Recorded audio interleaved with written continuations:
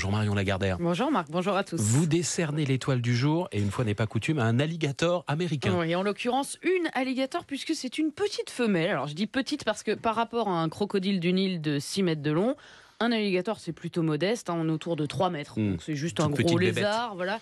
C'est sans doute ce qui a amené aussi une femme à envoler un spécimen en 2003 dans un zoo au Texas et à vivre avec jusqu'à aujourd'hui. Puisque si l'on parle de cet alligator ce matin, c'est parce que 20 ans après avoir été volée, elle vient d'être retrouvée dans le jardin de cette dame, dans un enclos avec un point d'eau. Elle s'appelle Tewa, elle a donc 20 ans. C'est une belle bête de 2,50 m, très souriante, comme on imagine un alligator l'être.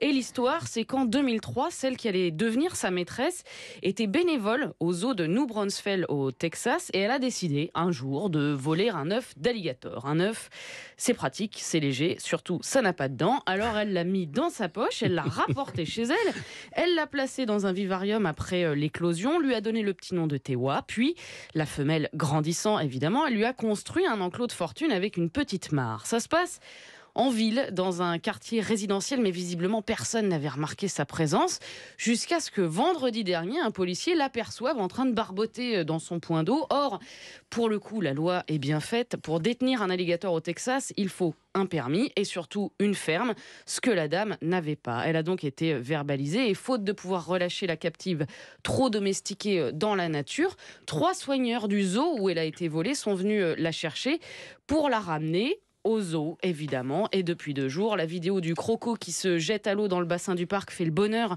de Facebook et Instagram. Le zoo qui précise qu'elle va très bien, que les autres reptiles l'ont très bien accueillie et qui rappelle aussi, pour qui en douterait, que les alligators ne sont pas des animaux de compagnie, même en partant d'un œuf.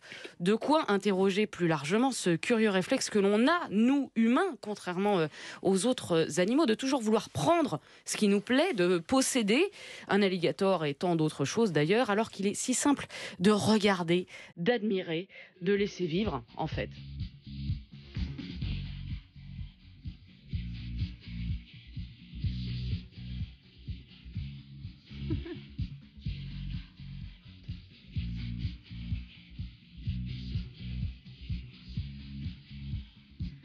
Non, non, vous ne l'avez pas. Je pense qu'il l'a parce qu'il est OK, il est bat, il est in. C'est vrai, c'est Barbara. Ah non, ah, j'ai cru que C'est vous un l'aviez. Barbara, mais qui est très méconnu, non? C'est qui? Non, c'est Ottawa. Ah, j'étais pas loin. DISKO. T'es OK, t'es bat, t'es Ah in. oui. Ah bah, attendez, c'est votre jeunesse, si je quand même. Vous regardez qui là? Vous me regardez moi, Marion. Je crois que c'est à vous qu'elle parle, non? Restez dans votre couloir. Merci beaucoup Marion Lagardère.